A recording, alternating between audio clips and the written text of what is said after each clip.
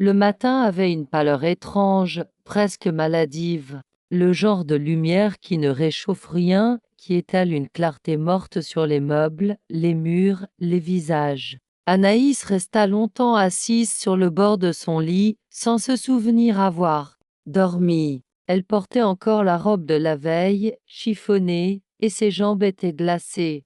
La nuit dans l'appartement de Vincent lui avait laissé une impression persistante comme une brûlure invisible. Elle n'arrivait pas à se décider, avait-elle rêvé? Était-elle entrée vraiment chez lui? Avait-elle lu ses lignes?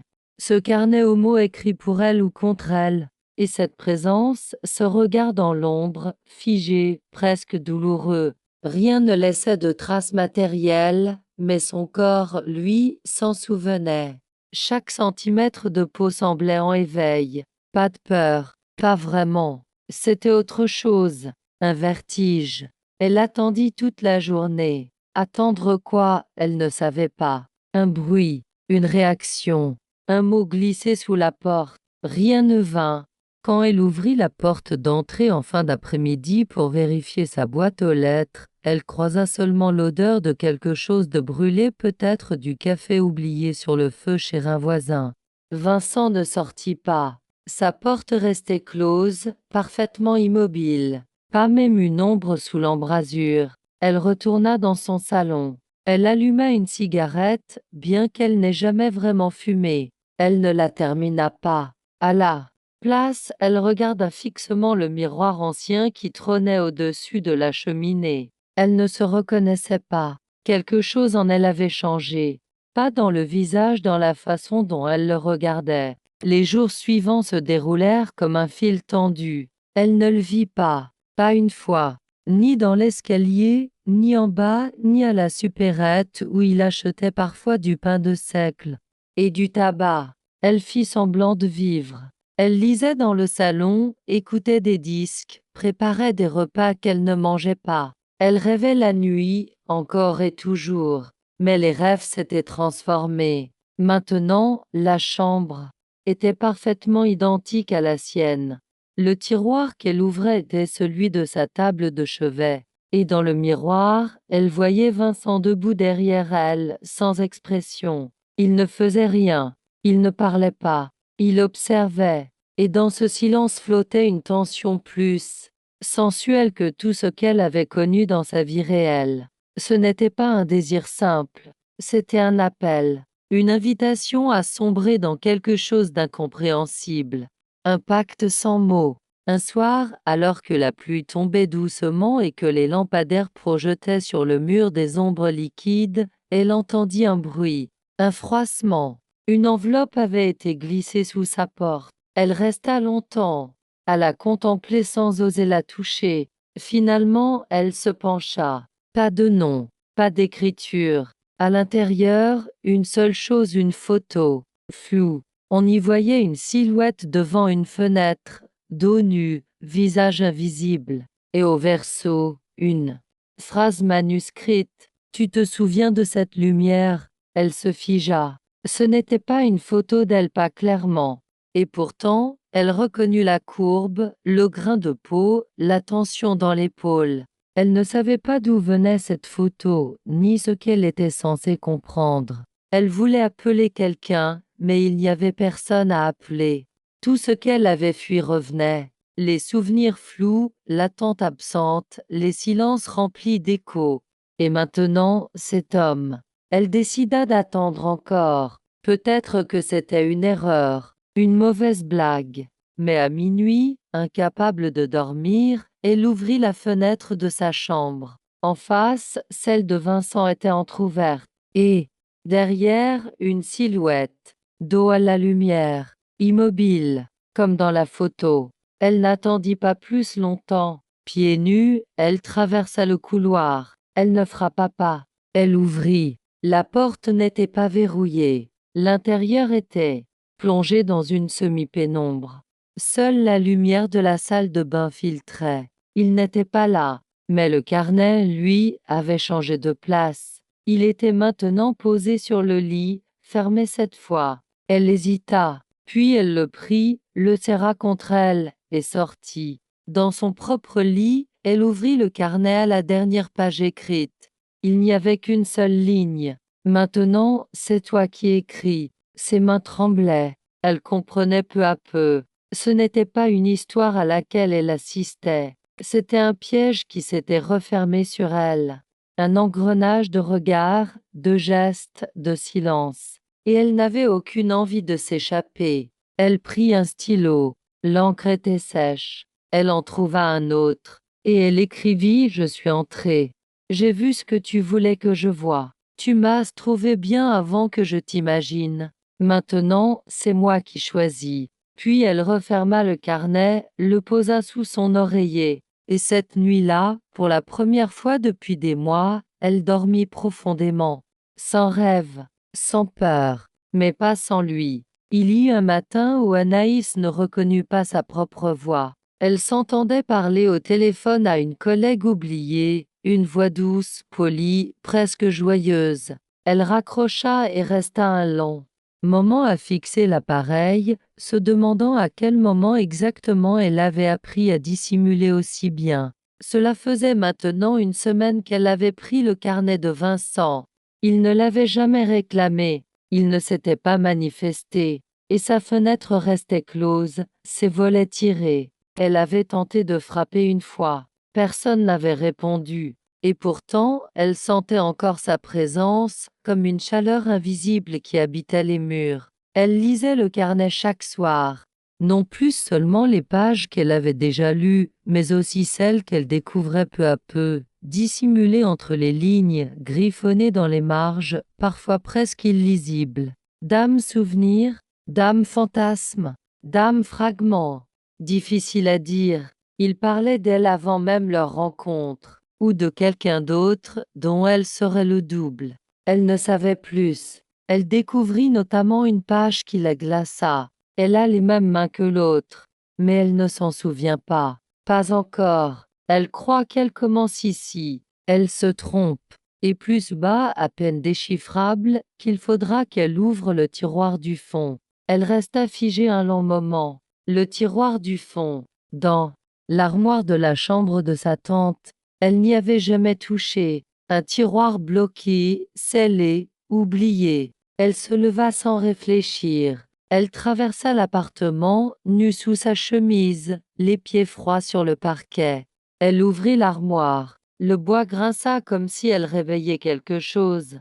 Le tiroir du bas semblait toujours fermé à clé. Elle força. Rien. Puis elle sentit sous le tapis un relief, un objet plat, une petite clé. Elle la prit, la fit, glisser dans la serrure. Le déclic résonna dans le silence. Elle tira doucement. À l'intérieur, un carnet, pas celui de Vincent, un autre, ancien, et une photographie, floue encore. Deux femmes sur un banc, tête contre tête. L'une d'elles, c'était elle. Du moins, elle crut se reconnaître. Mais c'était impossible. La photo semblait datée, usée, au bord déchiré. Elle prit le carnet, s'assit sur le lit. Les premières pages étaient écrites d'une main féminine, élégante, nerveuse. C'était un journal, celui de sa tante, mais les premiers mots la figèrent, je crois.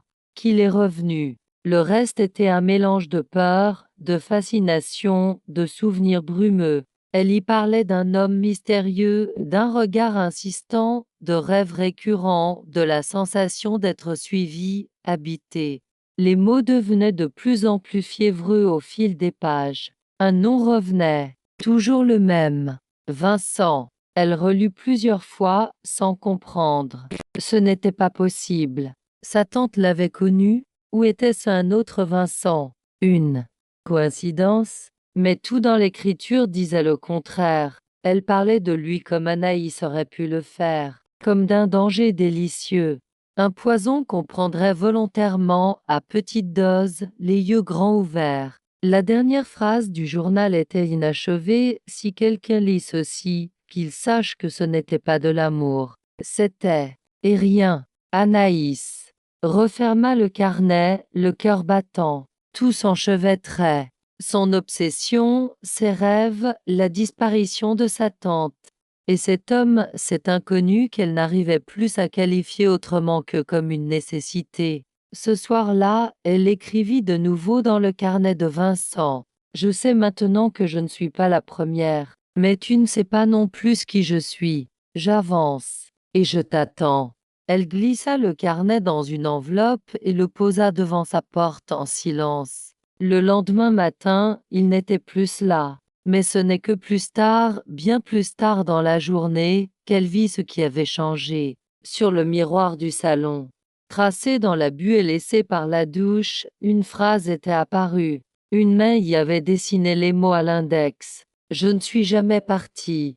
La première fois qu'Anaïs vit Vincent, elle pensa qu'il était trop calme pour être honnête. Ce n'était pas une pensée rationnelle, rien en elle ne l'était vraiment, ces derniers mois. Mais il y avait quelque chose dans la manière dont il croisait les bras, cette façon de se tenir un peu trop droit dans l'encadrement de la porte, comme s'il retenait quelque chose, un battement de cœur, une pensée trouble, un nom qu'il ne voulait pas dire.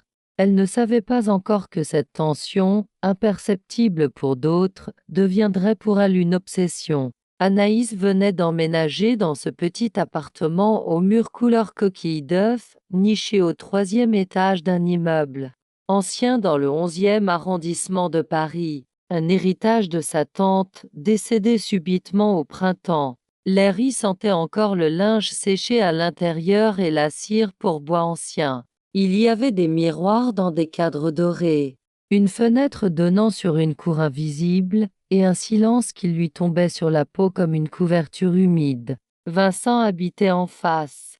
Il ne s'était pas présenté, pas vraiment. Leur première rencontre n'en avait même pas été une. C'était ce soir-là, quand elle avait oublié ses clés dans l'entrée et qu'il était sorti de chez lui, brusquement pour fumer.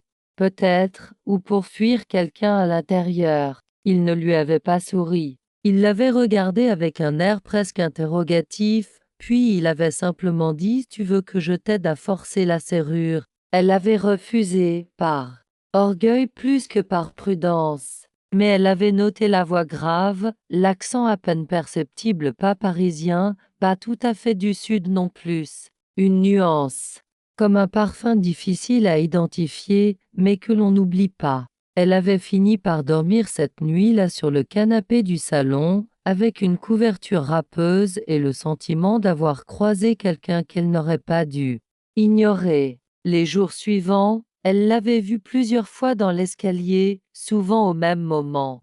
Il portait toujours la même veste noire, légèrement froissée aux manches, et il ne disait presque rien. Mais il la regardait, pas comme un homme regarde une femme qu'il désire, plutôt comme quelqu'un qui devine quelque chose, comme s'il savait déjà que quelque chose n'allait pas chez elle. Et cela, Anaïs ne pouvait le supporter. Ou peut-être que si.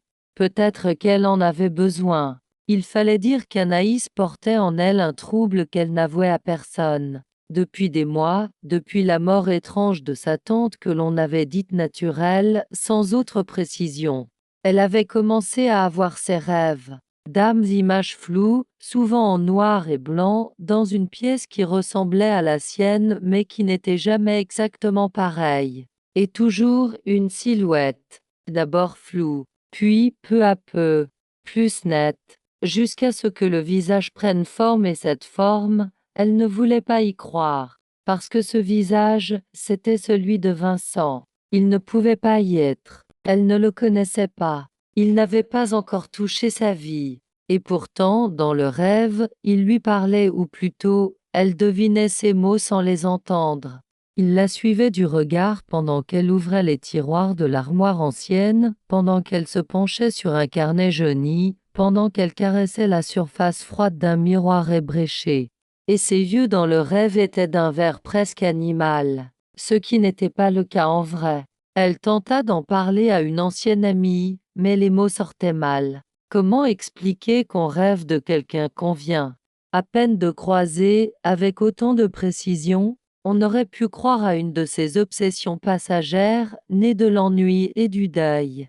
Pourtant, c'était plus profond, plus sale, plus dangereux.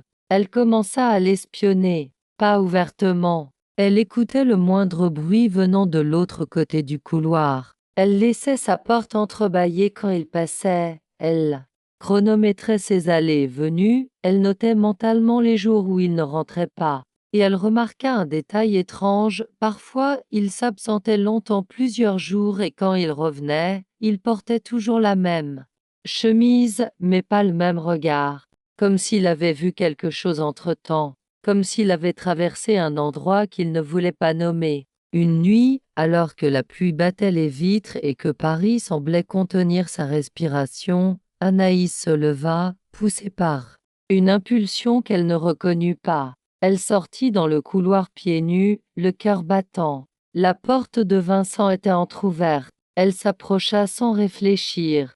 Elle aurait dû rebrousser chemin, se dire que c'était une folie. Mais elle entra. L'intérieur était étonnamment sobre. Un fauteuil en cuir brun, une lampe qui diffusait une lumière dorée, des livres empilés sans ordre apparent, et un carnet, posé sur la table basse, ouvert. Elle ne put s'empêcher de le lire. Le texte était manuscrit, haché, parfois presque rageur. Une écriture d'homme, nerveuse. Elle lut quelques phrases et sentit son sang se figer. Je la vois. Toutes les nuits. Elle ouvre le tiroir. Elle cherche quelque chose qu'elle ne comprend pas encore. Et elle ne sait pas que je suis là. Pas encore. Elle referma le carnet, à bout de souffle.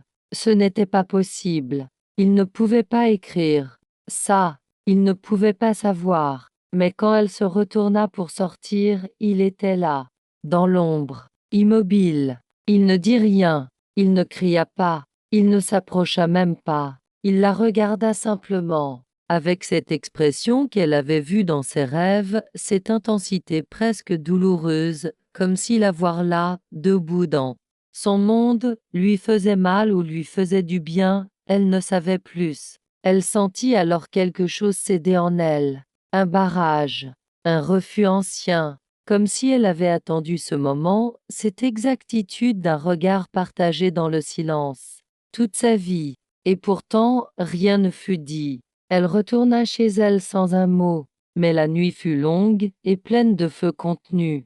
Pendant des heures, Anaïs resta figée devant le miroir. La buée s'était dissipée, mais la trace des mots demeurait comme une griffure invisible, un écho suspendu. Elle n'avait pas rêvé. Il était venu. Il était entré chez elle, sans bruit, sans qu'elle ne l'entende. Et il avait écrit. Rien d'autre, pas un mot de plus. Juste cette vérité nue et indiscutable. Je ne suis jamais partie. Le poids de cette phrase s'infiltra en elle comme une pluie lente.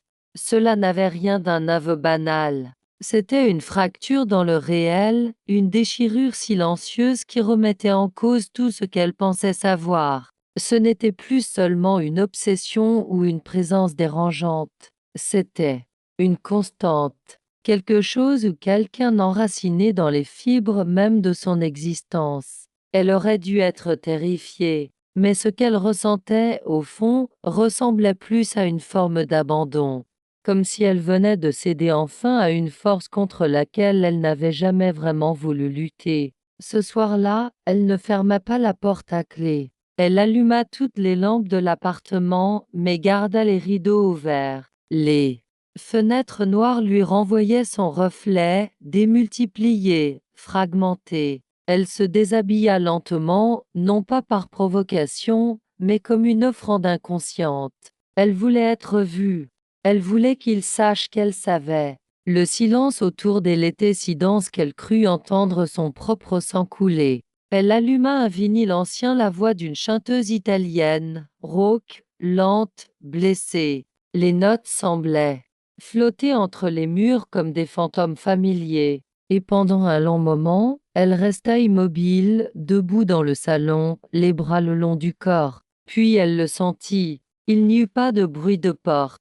Rien que ce changement d'atmosphère. Une présence douce comme une brise chaude qui s'insinua derrière elle. Elle ne se retourna pas. Elle ferma les yeux. Il ne la toucha pas, mais elle sentit son souffle, près de son cou, lent, mesuré, comme s'il prenait le temps de la lire. La tension était insoutenable. et pourtant rien ne bougea. Puis, sans prévenir, il parla. Sa voix n'était pas tout à fait celle dont elle se souvenait. Elle était plus grave, plus lente, comme chargée d'échos anciens. Tu as ouvert ce qui devait rester fermé. Elle voulut répondre, mais sa gorge était sèche. Tu ne comprendras pas tout de suite, mais tu as déjà commencé. Depuis longtemps. Quand elle se retourna enfin, il n'y avait personne. Elle crut devenir folle. Elle chercha dans tout l'appartement. Aucun signe, aucune trace, sauf une. Dans la salle de bain, sur le sol humide, un objet qu'elle ne reconnut pas immédiatement, une clé. Ancienne, lourde, en fer forgé. Elle la prit, froide au toucher. Une petite étiquette y était attachée, d'une écriture fine.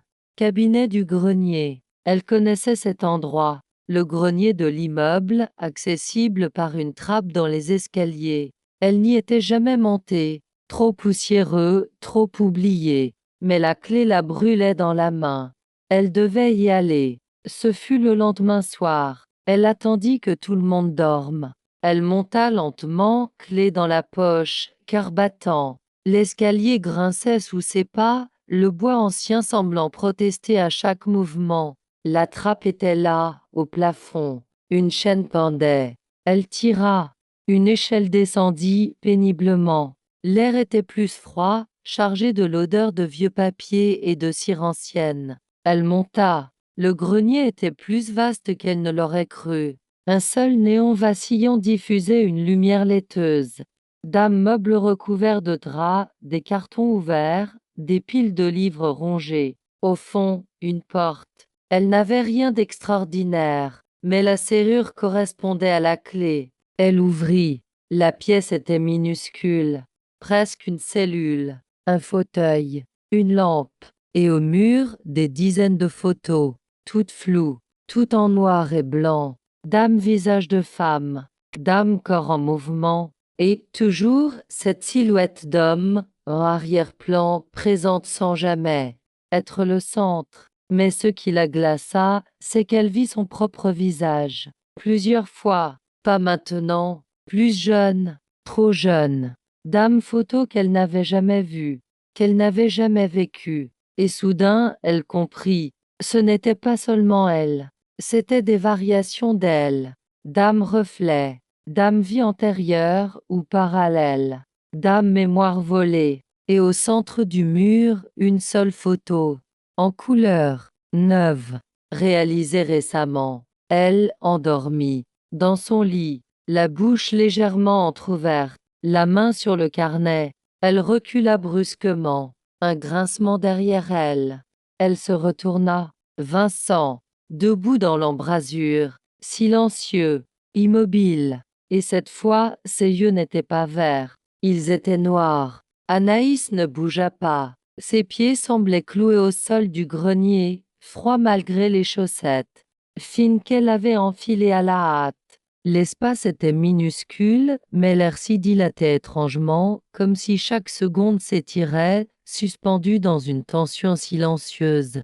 Vincent ne disait rien. Il la regardait, pas avec insistance ni avec douceur. Il la regardait comme on regarde une vérité qu'on attendait et qu'on sait dangereuse. Il entra lentement, referma la porte derrière lui. Elle aurait dû avoir peur, mais au lieu de ça, elle sentit en elle une forme de calme glacial, précis, comme si tout était à sa place, comme si ce moment avait déjà eu lieu quelque part et qu'elle ne faisait que le rejoindre enfin. Il s'approcha des photos sans la toucher.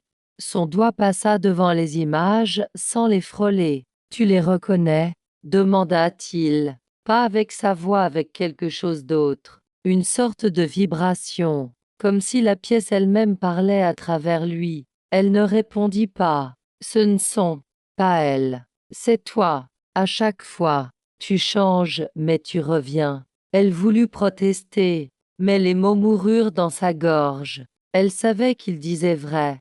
Elle n'en comprenait pas encore la mécanique, mais une partie d'elle enfouie, obscure savait. Elle l'avait toujours su. Depuis l'enfance, depuis ses cauchemars qui n'avaient pas de nom. Tu veux comprendre? Lui demanda-t-il. Toujours sans parler. Elle hocha la tête. Alors il sortit de sa poche un petit miroir de poche, ancien, rayé. Il le lui tendit. Elle hésita, puis le prit. Regarde. Elle s'exécuta. Et ce qu'elle vit n'était pas son reflet. C'était une autre chambre, plus sombre, plus ancienne. Elle y était assise dans une robe couleur ivoire, les cheveux plus longs, le visage marqué de fatigue. Et derrière elle, Vincent. Mais un autre Vincent, plus jeune ou plus vieux. Impossible à dire. Il lui murmurait quelque chose à l'oreille. Et l'autre, elle souriait. Le miroir lui glissa presque des mains. Qu'est-ce que tu veux? Demanda-t-elle enfin, d'une voix étranglée. Ce que j'ai toujours voulu, que tu restes. Je suis déjà là. Non, pas vraiment. Pas encore. Il la contourna lentement comme pour ne pas la brusquer, comme si son corps à elle était fragile, sacré, peut-être dangereux. Puis il s'agenouilla près du mur, souleva une planche. Derrière, une boîte en bois, scellée par une lanière de cuir. Ouvre, dit-il simplement. Elle s'accroupit, les mains tremblantes. La lanière céda facilement. À l'intérieur, une robe ancienne, pliée avec soin, et un carnet. Encore un. Mais celui-ci avait un parfum différent, plus doux. Un reste de lavande et de poussière. Elle l'ouvrit. Les premières pages étaient datées de 1924. L'écriture était presque identique à la sienne. Elle tourna les pages, à moitié consciente, le cœur battant si fort qu'il masquait presque les mots. Dame, description précise. Une ville côtière. Un homme aux yeux noirs. Une sensation de déjà-vu constante. Une spirale de souvenirs et de désirs qui revenait en boucle, chaque génération, chaque cycle. Et toujours ce même prénom écrit à l'encre rouge, comme une signature, un avertissement, une marque. Vincent. Elle leva les yeux vers lui. Il n'avait pas bougé. Il semblait attendre son effondrement ou sa fuite. Mais elle fit ni l'un ni l'autre. Tu n'as pas changé, murmura-t-elle. Toi non plus. C'est donc ça alors. Une répétition, un choix. Tu reviens toujours, mais tu ne te souviens pas toujours. Jusqu'à maintenant. Elle ferma le carnet, le tint contre sa poitrine. Je suis fatiguée, dit-elle. Je sais. Elle s'approcha de lui, lentement. Elle posa une main sur son torse. Il était chaud, battant, vivant. Il était là. Et pourtant, elle sentait en lui le poids de siècles. Tu me possèdes? Demanda-t-elle. Non. Tu m'as appelé. Elle le regarda longtemps. Puis, dans un geste calme, elle posa sa tête contre son épaule. Et dans le silence, elle sentit quelque chose en elle se refermer. Une porte ancienne. Un souvenir sans douleur. Une paix troublante. Ils restèrent ainsi longtemps. Deux corps immobiles. Dans une pièce sans époque, entourée de visages oubliés. Et quand elle descendit enfin, seule, les photos avaient disparu. Le retour dans son appartement fut irréel. Chaque objet, chaque pièce lui semblait légèrement déplacée, comme si elle revenait dans une copie de sa propre vie. Elle passa la main sur les murs comme pour s'assurer qu'ils étaient bien. Là que le parquet grinçait de la même façon, que la fenêtre donnait toujours sur la même cour silencieuse. Mais quelque chose avait changé, pas autour d'elle, en elle. Elle ne savait plus si elle s'appelait Anaïs. Le prénom résonnait encore dans sa tête, mais il avait perdu sa consistance. Il flottait, comme un masque trop longtemps porté, qui laisse des traces sur la peau mais ne colle plus à l'âme. Elle passa des heures allongée sur le sol du salon, le carnet entre les mains, celui de 1924. Elle le lisait par bribes, incapable de suivre un ordre logique. Chaque page l'attirait ailleurs vers un souvenir volé, une émotion ancienne, un nom oublié. Et toujours cette même silhouette d'homme, apparaissant entre les lignes, jamais décrite clairement, mais toujours présente. Un fil rouge. une cicatrice. La nuit suivante, elle ne dormit pas. Elle erra dans l'appartement en robe légère, une bougie à la main, comme dans un vieux film qu'elle aurait oublié avoir vu. Elle ouvrait les tiroirs, les placards, sans but. Mais au fond d'un vieux coffret, elle trouva un objet qu'elle n'avait jamais vu, une bague.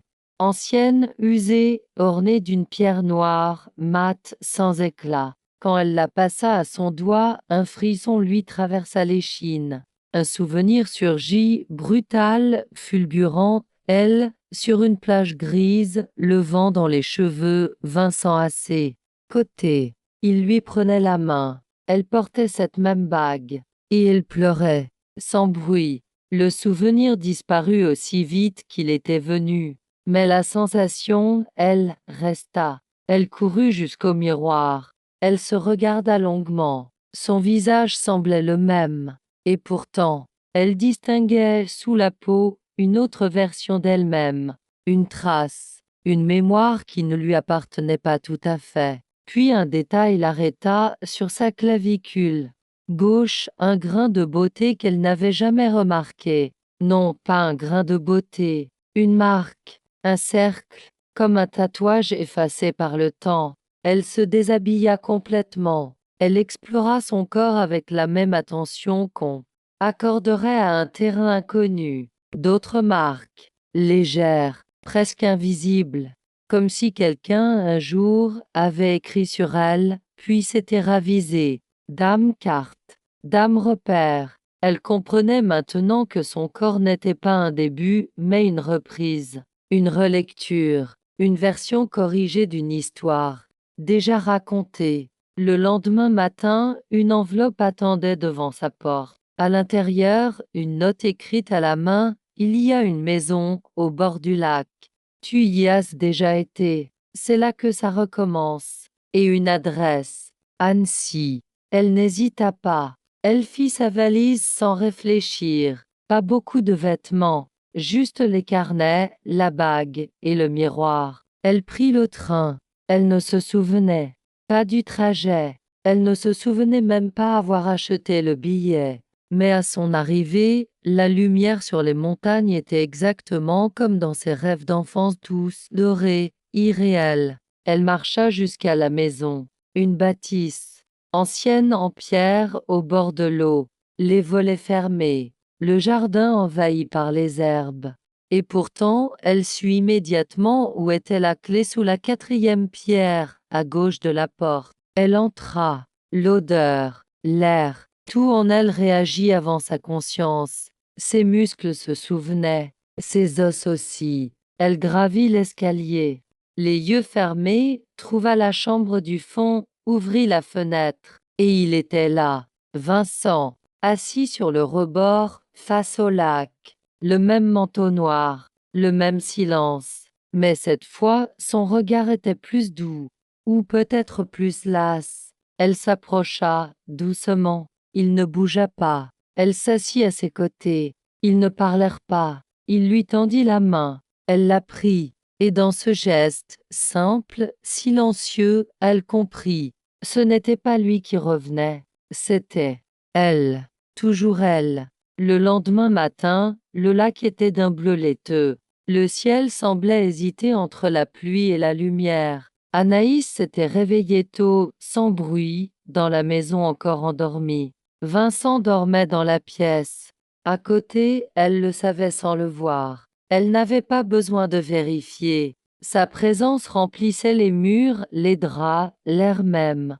Elle le sentait dans son dos, dans sa nuque, même en son absence. Elle resta longtemps au bord de la fenêtre, une tasse de café entre les mains, le regard fixé sur l'eau. Tout était calme, trop calme, comme si la nature elle-même retenait sa respiration. Pourtant, en elle, quelque chose grondait, une tension sourde, pas tout à fait de la peur, pas du désir non plus. Un mélange, une force, comme si son corps s'apprêtait à faire un pas qu'il avait longtemps refusé. Ils passèrent la journée sans mots, ensemble mais séparés. Vincent lisait dans le salon, assis à même le sol, le dos contre le mur. Anaïs cuisinait lentement. comme on le ferait dans une maison vide, mais elle savait qu'il écoutait chacun de ses gestes. Le soir venu, ils s'assirent face à face dans la pénombre. Il n'y avait ni musique ni télévision, rien que leur respiration et le crépitement discret d'une bûche dans la cheminée. La tension entre eux n'avait pas besoin de mots. Elle était palpable, épaissie, presque vivante. Vincent sortit un vieux livre de sa poche. Il le posa entre eux. Ce carnet est à toi, dit-il enfin, mais pas dans cette vie. Elle ne répondit pas. Elle n'en avait pas besoin. Elle ouvrit le livre. À l'intérieur, pas d'écriture, juste des pages vides. Mais elle sentit immédiatement qu'elle contenait plus de vérité qu'elle ne pouvait en lire. Elle passa lentement les doigts sur le papier.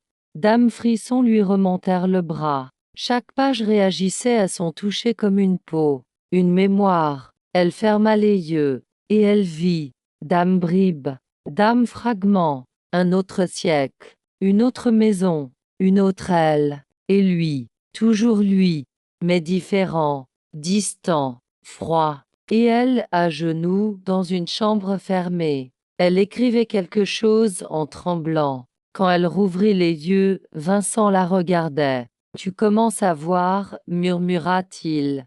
Je ne veux plus fuir, répondit-elle. Il s'approcha alors, lentement, et cette fois il la toucha. Pas une caresse, juste sa main contre la sienne. Et c'était suffisant. Un contact d'une intensité telle qu'elle en eut les larmes aux yeux.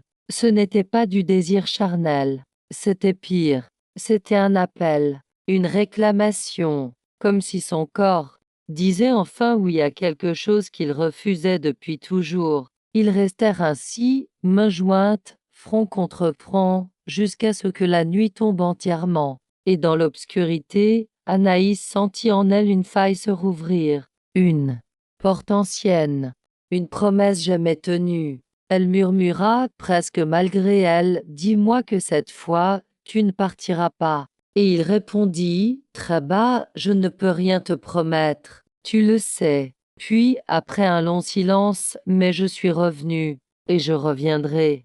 Encore, tant que tu m'appelleras. Elle se leva. Elle alla jusqu'au miroir de la chambre. Elle s'y regarda longuement, et cette fois, elle ne vit pas son reflet. Elle vit une autre femme, plus âgée, plus fatiguée, mais avec les mêmes yeux, les siens, et derrière elle, Vincent, toujours.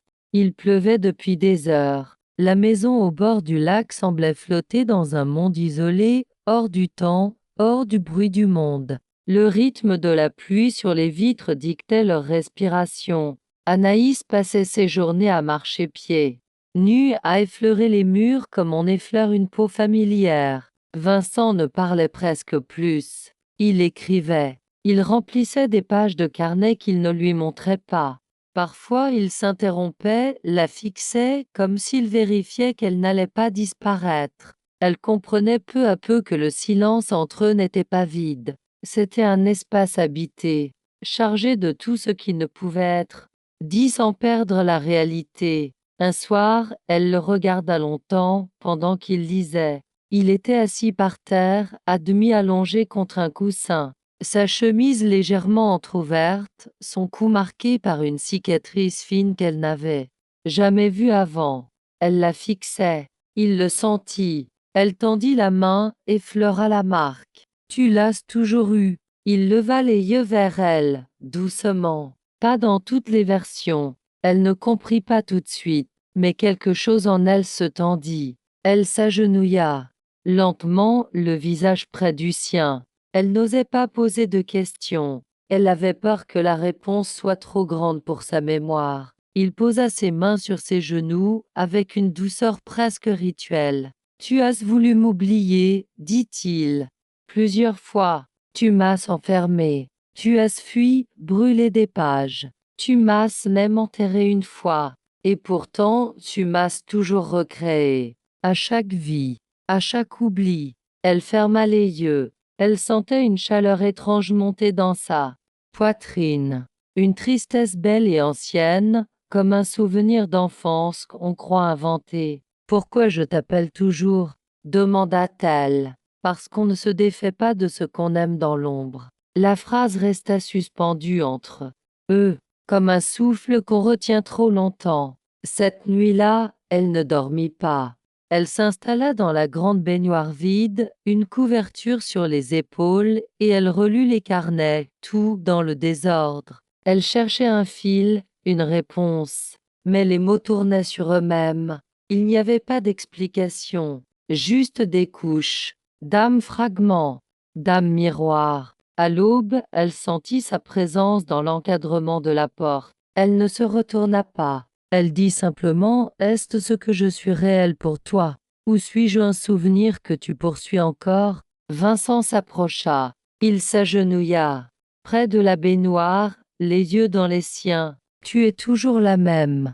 Mais tu es différente à chaque fois. Et c'est ce qui me détruit. Et ce qui me retient. Il posa la main sur sa joue. Je ne suis pas ton passé, Anaïs. Je suis ton reflet.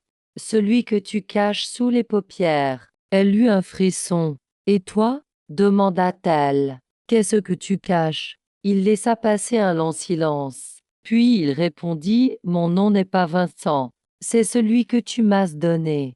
Mais j'en ai eu d'autres. Et il y a des choses que je ne peux plus prononcer. Il sortit de sa poche un petit bout de papier jauni. Il le lui tendit. Elle le déplia. C'était une note manuscrite, froissée, presque effacée. Une écriture féminine. La sienne. Si tu lis ceci, c'est que tu as recommencé. N'oublie pas cette fois. Elle sentit un vertige. Une boucle, une spirale. Comme si la scène qu'elle vivait, elle l'avait déjà vécue. Exactement. Ce papier, ce silence, cette phrase. Elle en connaissait déjà les contours. Alors elle comprit. Ce n'était pas une malédiction, c'était une décision. Et cette fois, elle ne reculerait pas. Le matin était arrivé sans bruit. Les oiseaux n'avaient pas chanté. Même le vent, d'habitude si présent près du lac, semblait s'être retiré quelque part, loin d'eux. Anaïs s'était levée tôt, avant Vincent, avant le jour tout à fait. Elle avait pris une douche glacée, sans raison apparente, peut-être pour sentir sa peau, la vérifier. Elle s'habillait lentement désormais, chaque tissu contre son corps éveillait un souvenir imprécis, comme si chaque robe, chaque chemise avait été portée autrefois dans une autre version d'elle. Ce jour-là, elle n'osa pas lui parler. Vincent lisait encore. Il lisait toujours, mais elle savait qu'il ne retenait rien. Il la lisait, elle. Ils s'étaient installés dans le salon, l'un en face de l'autre. Une vieille chanson passait à la radio, en sourdine. Une voix grave, fatiguée, qui parlait d'un amour qu'on oublie pour mieux le garder. Vincent la regardait, silencieux, mais pas avec désir, pas avec tendresse non plus. Il la regardait avec cette intensité particulière, celle qui fait qu'on ne sait plus qui on est, dès qu'on croise les yeux de l'autre. Alors elle se leva. Elle traversa lentement la pièce. Elle s'agenouilla devant lui. Elle posa ses mains sur ses genoux, exactement comme il l'avait fait quelques jours plus tôt. Et dans ce contact simple, quelque chose se déplaça. Un poids, une mémoire, une acceptation. Elle leva les yeux vers lui. Elle murmura: Si je suis toi et que tu es moi, pourquoi avons-nous encore si peur? Il mit longtemps à répondre. Parce qu'on se reconnaît. Et que ça, c'est pire que de s'aimer. Puis, sans prévenir, il l'attira contre lui. Elle se laissa faire. Son corps se plia naturellement contre le sien, comme s'il retrouvait une position ancienne. Une respiration familière. Elle posa sa tête contre sa poitrine. Et elle l'écouta. Son cœur battait. Mais lentement, très lentement, comme s'il venait d'un autre rythme, un autre monde. Il lui murmura: Tu m'as laissé mourir une fois. Tu m'as regardé, et tu as choisi de ne pas rester. Elle sentit une larme couler, pas à cause de la douleur, à cause de la reconnaissance. Elle se souvenait, vaguement, un escalier, une porte qu'elle avait refermée, un silence qu'elle n'avait pas brisé. Elle se redressa doucement. Elle toucha son visage du bout des doigts, ses joues, ses tempes, sa bouche. Il ne broncha pas. Puis elle dit, presque sans voix, « Tu es ma blessure, Vincent, mais je crois que je suis la tienne aussi. » Et il répondit, dans un souffle, « Tu es ma répétition, et ma fin. » Ils ne s'embrassèrent pas. Il n'y eut aucun geste spectaculaire, juste une lente inclinaison du monde autour d'eux, comme si l'univers acceptait enfin leur déséquilibre. Ce soir-là, ils partagèrent le même lit, pas dans la fusion, ni dans la passion brutale des premiers désirs. C'était autre chose, un repos, une intimité sacrée, silencieuse.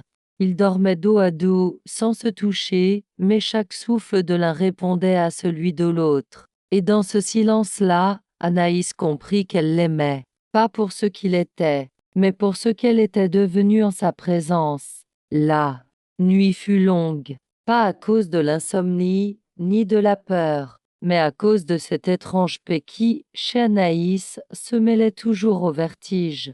Elle s'était réveillée plusieurs fois sans vraiment sortir du sommeil, juste pour vérifier qu'il était là, qu'il respirait, que son corps n'était pas un rêve. Chaque fois elle tendait la main, frôlait l'espace entre eux, sans jamais oser le toucher directement. Le matin venu, elle se leva sans le réveiller. Elle sortit dans le jardin, pieds nus encore. La rosée trempait l'herbe. Le lac était immobile. L'air avait cette netteté particulière des jours où tout peut basculer sans prévenir. Elle s'assit sur un vieux banc en pierre, face à l'eau, les mains posées, à plat sur ses genoux, comme pour s'ancrer dans quelque chose. Puis elle ferma les yeux, et là, sans transition, elle se vit. Pas ici, pas maintenant, dans une autre époque. Une robe longue, dame volet bleu, une chambre d'enfant. Elle chantait. Une voix grave l'appelait depuis l'étage. Elle descendait, et au bas de l'escalier, il était là, plus jeune, autre visage, mais les yeux, toujours les mêmes. Elle rouvrit les yeux brutalement. Le souvenir s'effaça comme de la fumée. Elle sentit un vertige, une nausée presque, comme si son corps rejetait cette mémoire venue d'ailleurs. Quand elle rentra dans la maison, Vincent était debout dans la cuisine. Il ne parlait pas. Il préparait du thé. Dame geste simple. Dame geste humain. Cela la bouleversa plus que tout. « Tu as rêvé de moi, cette nuit ?» demanda-t-elle. Il s'arrêta, se retourna lentement. « Non, répondit-il. Je me suis souvenu de toi. » Elle baissa les yeux. Une émotion sourde lui serrait la gorge. « Tu veux fuir encore ?» murmura-t-il. Elle releva la tête, planta son regard dans le sien. « Non, je veux comprendre pourquoi je reste. » Ils ne dirent plus rien. Le thé infusait. Le silence devenait dense, presque liquide entre eux. Puis il lui tendit une tasse.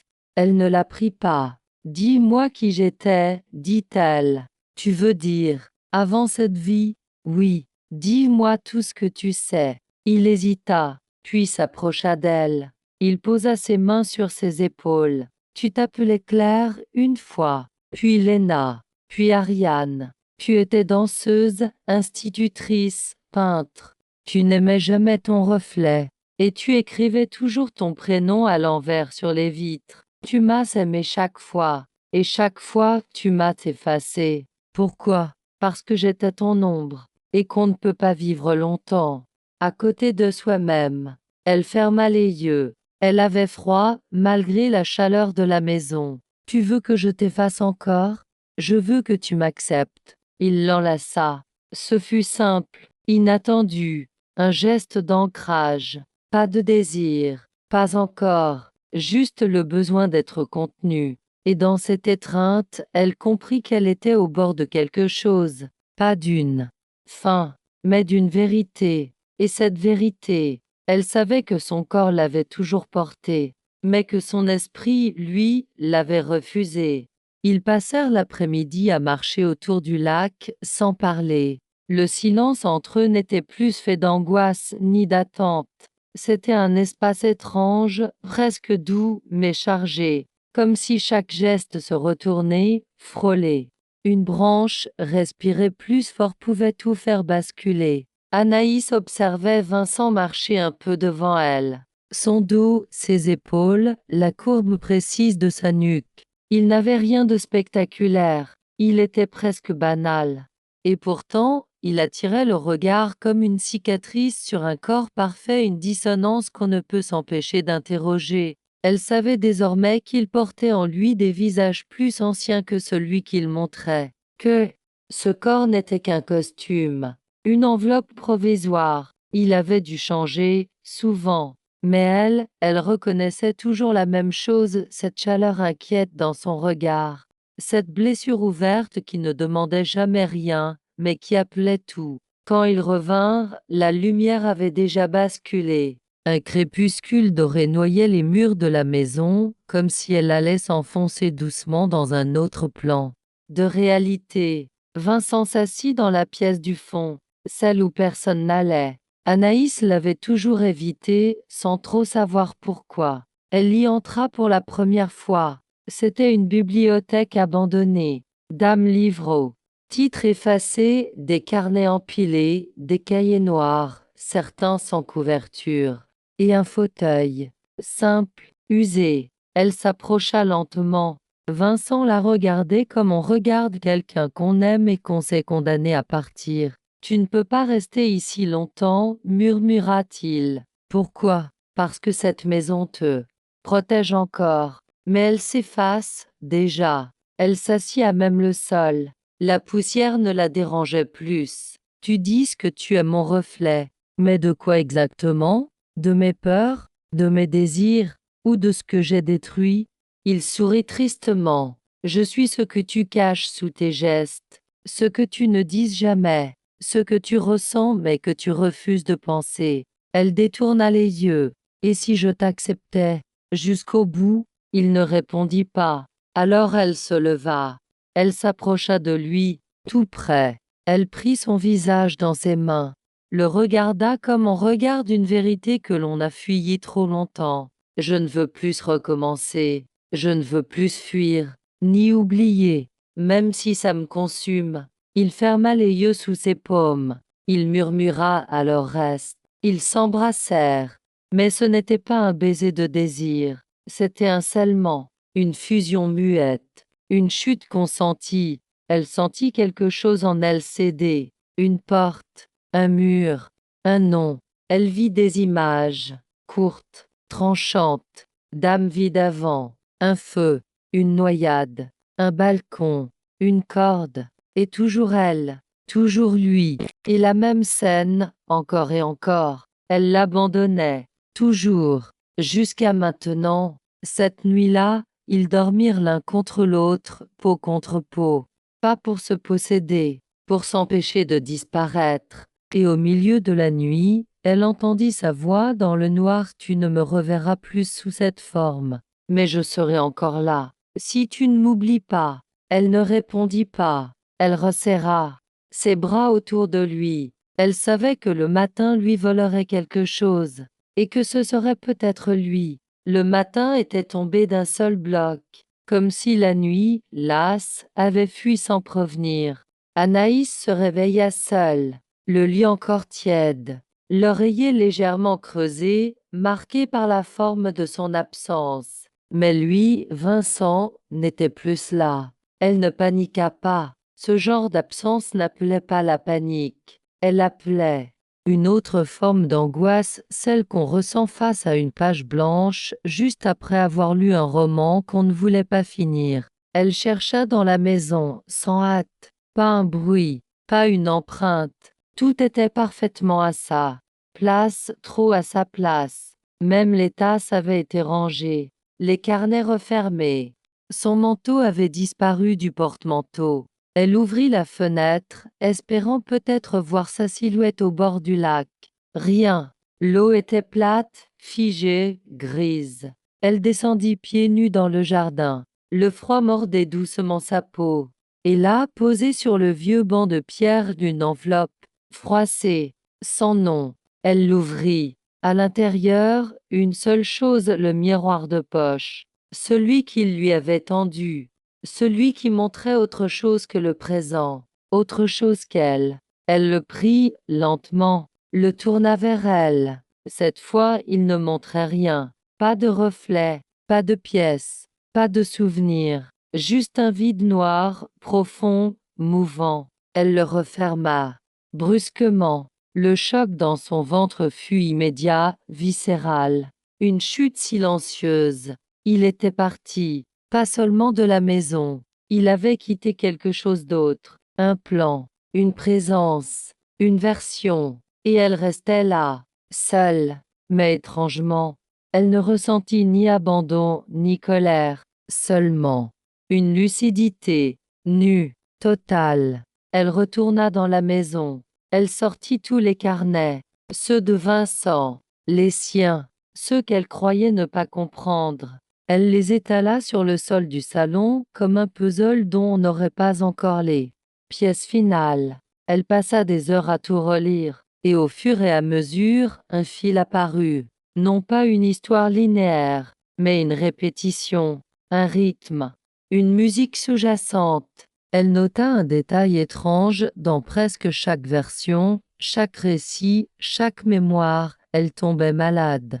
À chaque fois, peu après l'éloignement, peu après l'oubli, elle ferma les yeux et comprit ce que son corps avait déjà senti depuis quelques jours, une fatigue inhabituelle. Dame douleur fine, nerveuse, comme si une partie d'elle résistait à l'absence. Elle ouvrit son carnet à la première page et écrivit « Je ne veux plus réécrire. Je veux me souvenir. Je veux rester, même seule, même dans la douleur. » Puis elle se leva. Elle marcha jusqu'au miroir du couloir, celui qui avait souvent trahi ses reflets. Elle se regarda longtemps, et cette fois elle vit tout, toutes les autres, tous les autres visages, superposés, en elle.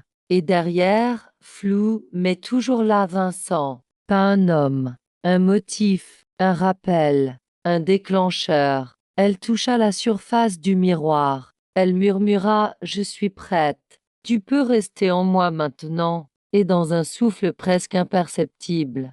Elle entendit sa voix lointaine à l'intérieur d'elle « Je ne suis jamais vraiment partie ». Les jours suivants n'avaient plus de contours. Anaïs ne sortait presque plus. Le lac restait là, silencieux, comme un miroir trop calme pour être fiable. La maison, elle, changeait, lentement, par petites touches, comme si elle réagissait à la perte ou à la mutation. D'âmes objets disparaissaient. Une tasse qu'elle avait utilisée la veille, envolée. Un rideau plus lourd qu'avant. Un tableau légèrement incliné alors qu'elle ne l'avait pas touché. La maison devenait un prolongement d'elle-même, mouvante, instable, sensible. Et son corps, surtout, ne répondait plus comme avant. Elle se réveillait avec des douleurs qu'elle ne comprenait pas. Dame cicatrice fine à l'intérieur du bras gauche, une marque sur sa hanche qu'elle ne se souvenait pas d'avoir eue. Elle les observait longuement dans le miroir de la salle de bain, comme si elles étaient des lettres dans une langue oubliée. Elle n'en parla à personne. Il n'y avait plus personne. Un matin, elle décida de ne plus écrire. Les carnets restèrent fermés, les stylos rangés. Elle s'allongea sur le tapis du salon, et elle attendit. Pas quelque chose, pas quelqu'un, juste une réponse du silence. Et il vint, pas sous forme humaine, pas sous forme de voix. Il vint comme un poids dans la poitrine, comme une pression dans le bas du ventre, comme une chaleur qui montait sans brûler, mais qui consumait doucement. Elle ferma les yeux, et elle le vit, pas comme avant, pas dans le passé, ici, maintenant, en elle. Il ne disait rien, mais elle savait ce qu'il pensait, ce qu'il voulait, ce qu'il regrettait. Elle murmura « Je n'ai plus peur, je ne te crains plus, même si tu me fais mal, même si tu me détruis. Je préfère ça à l'oubli. » Et la chaleur s'intensifia, comme un frisson venu de l'intérieur, un souvenir ancien revenu dans sa chair. Elle se leva d'un coup, sans y penser, comme poussée Elle grimpa les escaliers, traversa le couloir, ouvrit la petite porte du grenier. Et là, posée sur la table, une robe, celle qu'elle avait vue autrefois dans la boîte. Mais cette fois, elle était repassée, étendue, prête. Elle la toucha.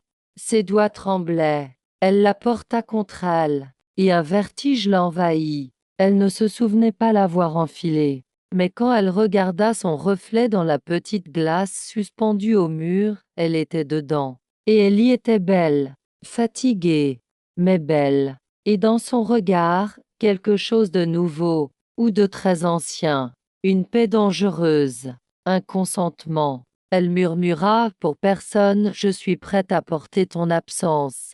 Je suis prête à devenir ce que tu étais. Et dans ce murmure, quelque chose s'enclencha, quelque chose qu'elle ne put plus arrêter.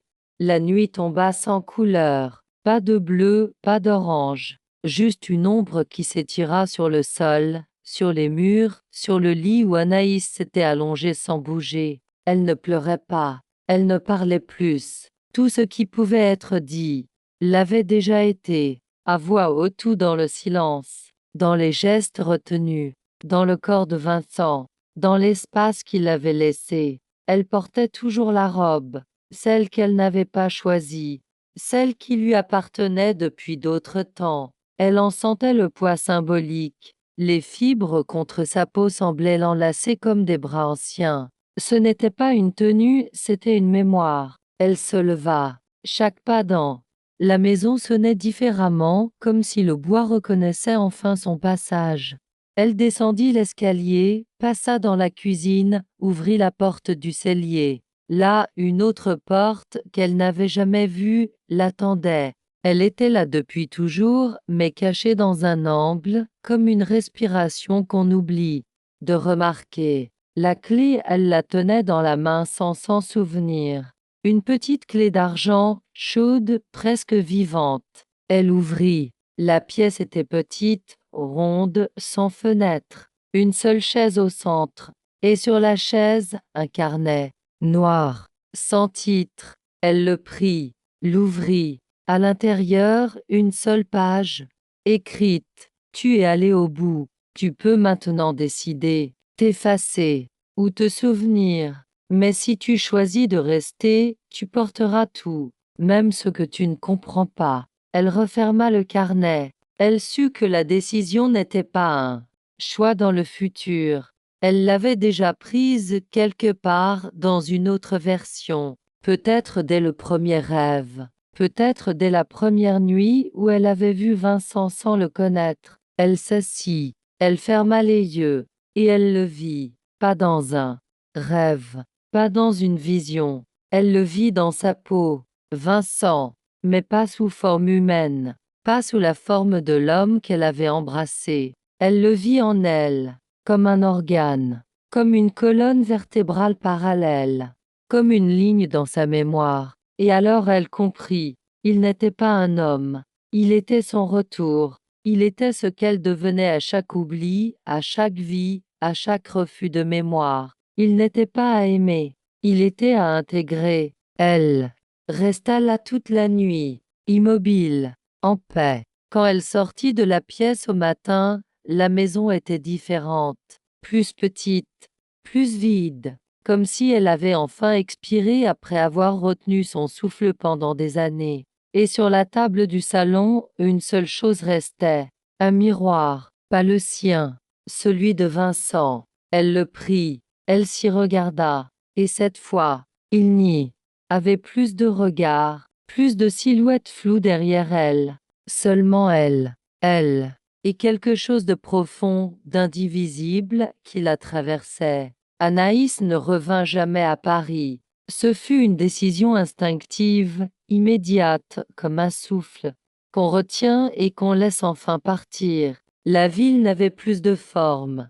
Elle appartenait à une autre version d'elle-même, à une vie qu'elle avait quittée sans bagage véritable. Ce qu'elle avait à vivre ne se disait plus dans les rues familières, ni dans les conversations perdues avec des gens qui ne connaissaient qu'un prénom. Elle resta près du lac. Les jours devinrent lents, étrangement beaux. non pas lumineux mais traversé d'une clarté nouvelle, presque organique. Chaque détail avait un poids, un goût, une mémoire. Le bruissement des feuilles devenait message. La lumière entre les branches ressemblait à une caresse ancienne. Le bois de la maison craquait avec une voix qu'elle commençait à reconnaître. Elle parlait peu, elle n'écrivait plus, elle n'en avait plus besoin. Vincent n'était plus là, pas physiquement, mais elle ne ressentait aucune absence. Il n'y avait pas de vide, il n'y avait pas de deuil. Il était là autrement, dans la façon dont elle se levait, dans le geste qu'elle faisait pour lisser la nappe, dans la façon précise dont elle refermait les volets à la tombée du jour. Il était là dans ses silences, dans son souffle, dans ses décisions. Il avait cessé d'être une figure pour devenir un écho. Il n'habitait plus en face d'elle. Il l'habitait. Elle regardait souvent son reflet, désormais, non pas par vanité, par vérification. Elle cherchait la trace.